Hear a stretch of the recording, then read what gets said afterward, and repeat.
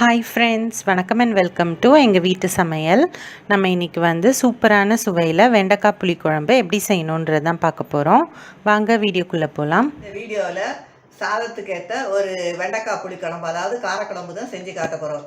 இயற்கையிலே வெண்டைக்காய் உங்களுக்கு குழகுழப்பு தன்மையுள்ளது. அந்த குழகுழப்பு இல்லாமல் எப்படி நம்ம குழம்பு செய்யலான்னு உள்ளதை ஒரு சின்ன டிப்ஸோடு சொல்லியிருக்கோம். வாங்க எப்படி செய்வோன்னு பார்ப்போம்.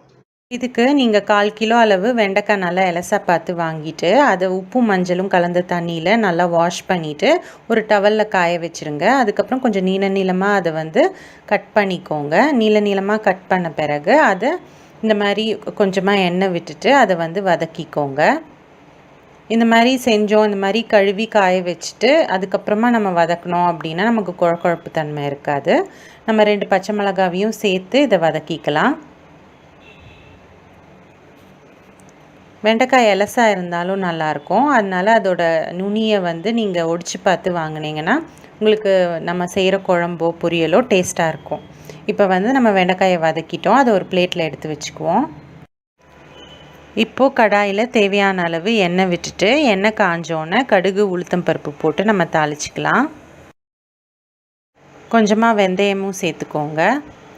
இதை நம்ம கடாயில் செய்கிறோம். இதை குக்கர்லேயும் நம்ம செஞ்சுக்கலாம். இப்போ கொஞ்சோண்டு கருவேப்பிலை சேர்த்துக்கோங்க. நெக்ஸ்ட்டு பூண்டு பல் சேர்த்துக்கோங்க. ஒரு 5லேருந்து 6 பல் பூண்டு, பொடியாக நறுக்கின வெங்காயம், பெரிய வெங்காயம் இல்லைன்னா சின்ன வெங்காயம் சேர்த்தாலும் ரொம்ப டேஸ்ட்டாக இருக்கும். இதை நல்லா வதக்கிக்கோங்க.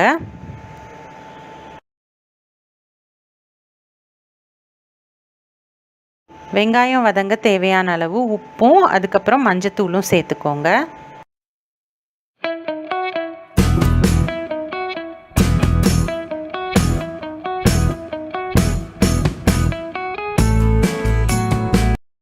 தக்காளி நம்ம அரைச்சிருக்கோம். 2 தக்காளி அளவு அரைச்சி அதில் சேர்த்து அதையும் நம்ம நல்லா வதக்கணும்.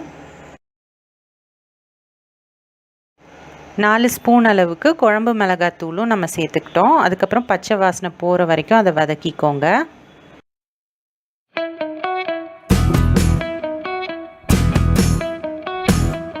இந்த வெங்காயமும் தக்காளியும் நல்லா வதங்கின விட்டு நம்ம வதக்கி வச்சுருக்க வெண்டைக்காயையும் அதில் சேர்த்து நல்லா கிளறி விட்டுக்கோங்க.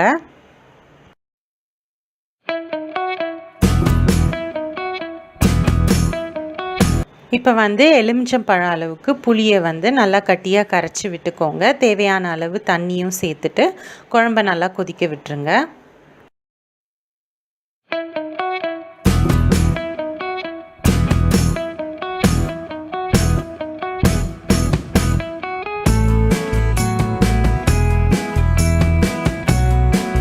குழம்பு நல்லா கொதி காயெல்லாம் வெந்த பிறகு கடைசியாக நீங்கள் ஒரு 2 ஸ்பூன் போல் தேங்காய் விழுது சேர்த்துக்கலாம். அது சேர்த்து நல்லா மிக்ஸ் பண்ணிக்கோங்க. அதுக்கப்புறம் குழம்பு எண்ணெய் பிரிஞ்சு வந்தோடனே நம்ம ஆஃப் பண்ணிடலாம்.